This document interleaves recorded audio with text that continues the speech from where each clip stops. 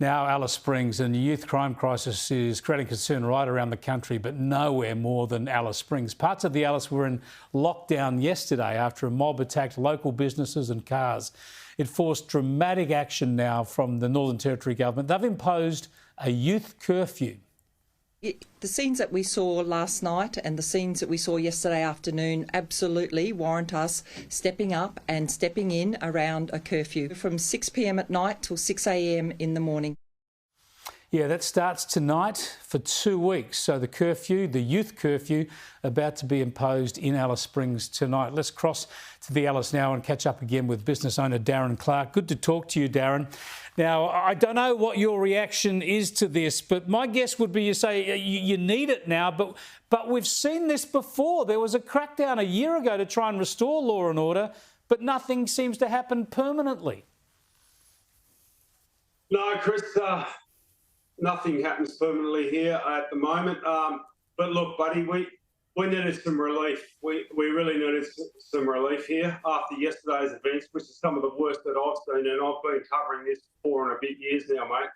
I've seen some horrible things. Yesterday was truly terrifying that was going on when you've got a whole town under siege. You know, businesses being smashed up, pubs being trying to break into, cars being absolutely trashed. Like, it was just terrifying to watch, mate, and it's terrifying to see the reaction of tourists and locals alike. We needed some reprieve. The NT government here must be congratulated for actually stepping in, and they've gone pretty hard here. This is an emergency situation. So they have the powers now not to only take the kids off the street, not to just, which they can't usually do, but also we have a lot of people coming in from communities causing a lot of problems, you know, adults. So they can actually now check their licences and arrest them and then remove them from town for 14 days. So it's a big, dramatic step, Chris.